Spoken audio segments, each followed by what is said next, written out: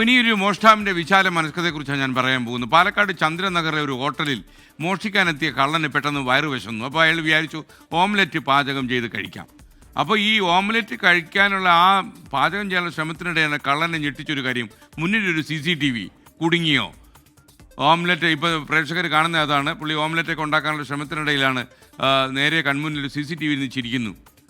Omelette പാചകം ചെയ്ത് കഴിക്കുന്നതിനിടെയാണ് ഇയാളുടെ CCTVയുടെ ശ്രദ്ധയിൽപ്പെട്ടത്. കള്ളനൊന്ന് ഞെട്ടി, പിന്നീട് അയാൾ ഓടി രക്ഷപ്പെട്ടു.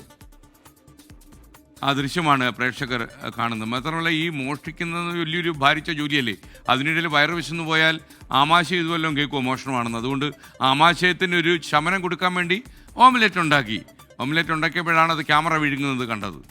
ഏതോ തമിഴ്നാട് സ്വദേശിയാണെന്നാണ് SKN പോലീസ് പറയുന്നത്. കസബ പോലീസിന്റെ പ്രത്യേക അന്വേഷണ സംഘം ഇയാൾക്കായുള്ള തിരച്ചിൽ ഇതിനകം തന്നെ ആരംഭിച്ചു കഴിഞ്ഞു. അതിൽ ഏറ്റവും എടുത്തു പറയേണ്ടത്, ഈ ഹോട്ടലിൽ ഓംലെറ്റ് പാചകം ചെയ്ത് ഇദ്ദേഹം കഴിച്ചു. അതിനുശേഷം വിശപ്പ് താങ്ങാനാകാത്ത വന്നതോടുകൂടിയാണ് പെട്ടെന്ന് ഹോട്ടലിലെ ഫ്രിഡ്ജിൽ ബീഫ് ഫ്രൈ ഇരിക്കുന്നത് കണ്ടത്. ഒരു പ്ലേറ്റിൽ ബീഫ് ഫ്രൈ ഇരിക്കുന്നത് കണ്ടു. അതെടുത്ത് പുറത്ത് ഉള്ളിയൊക്കെ എടുത്ത് അരിഞ്ഞ് സെറ്റാക്കി വെക്കുന്ന സമയത്താണ് CCTV കണ്ടത്.